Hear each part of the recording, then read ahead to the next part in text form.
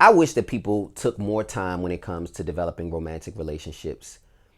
I really do, because a romantic relationship is one of the most important relationships that we will develop in our lifetime. But yet, you'll meet somebody in 3 weeks and say, I want to be in a relationship with you.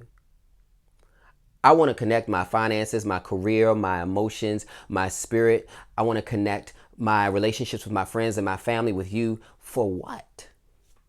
You meet a stranger, and in 3 weeks, you want to give them all of this, all of these parts of you, all of the beautiful parts of you. Why do we do that? You couldn't tell that person the first thing about the range of emotions they experience when they deal with challenges. You don't know how they interact with their family and their friends. You don't know how they interact with strangers, because if they interact with strangers in that way, they're bound to interact with you in that way. You couldn't tell me the first thing about this person, and yet you want to be in a relationship with them. Why do we do that? I've done that in the past, where I've moved so swiftly to be in relationship. And the lesson that I learned from that was that I was operating from a place of insecurity. I was operating from my insecurities instead of from my strength, instead of from the intention that I hold within myself. And intentions are very different than goals. Goals are result oriented. They're more forward thinking, but intentions are wrapped in emotion. They're a lot more fierce when it comes to the energy behind an intention. Have y'all ever heard a father talk to a young man about his intentions for his daughter? He doesn't want to know if the man can buy a car or a house. Yeah, that's maybe part of it. But he wants to know, are you going to take care of her heart? Are you going to take care of her mind? What's your intention with my daughter? It's way different than just achieving a goal. And yet we rush into it because we're insecure. For me, I was rushing into it because I was insecure about being in solitude. I didn't want to sit with myself. I didn't want to face the emotions and the baggage that I carried from previous relationships. So I brought it to the next relationship and got even more baggage to carry on until I'd stopped that pattern and I sat with myself. Life sat me down and said, you're going to have to face this. And it was at that moment that while I wanted to connect with somebody else, I was too busy connecting with myself, and it was beautiful and I loved it.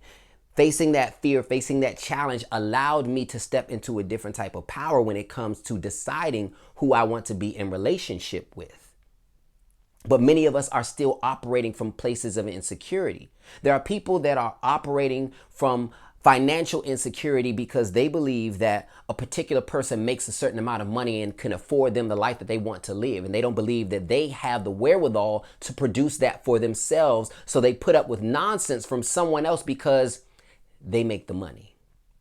There are people that operate from the place of insecurity around their health because they believe that they're with someone that is putting up with their health complication without realizing that they deserve all of the beautiful things that God has for them in this life, despite their health complication. There are people who are dealing with people out of a familial insecurity because they did not have the family that they wanted. So they want a family. So they met the man or the woman and decided to have a baby with that person, knowing that they were not the person to have a baby with. They did not possess the quality or the skills needed to have a baby, and yet they chose to do it. And on the other side of that, they ended up a single mother or a single father. They thought that the baby was the goal, but it was the family that was the goal. It takes a lot to understand who deserves to be in romantic relationship with you. You are special. You have choice. And so how do we move from the lower energy of operating from our insecurities to operating with intention? I can tell you, for me, it was the first step was creating awareness around what my insecurities were. Why did I decide to get into this relationship? Why am I thinking that I want to be with this person? Because once you examine the true intention behind it, if it's not a choice, if you feel like you're doing it out of an obligation that you won't find anything else, that I just need to hurry up and grab this person because they're the only one that's putting up with X, Y, and Z, my mood swings and all these other things, so I just need to hold on to them. 9 times out of 10, you're operating from a place of insecurity, and the results can turn out to be detrimental. Operating from a place of insecurity is dangerous because the wrong person can smell your insecurities coming from a mile away, and they will manipulate you into doing everything they want you to do. And you better hope that it is in alignment with what you want for yourself, because some people have no remorse. You're giving your control to someone else because of your insecurity. Never relinquish the steering wheel of your life to someone else. This is your life to drive. This is your life to live. So why live it through your insecurities? Why do that?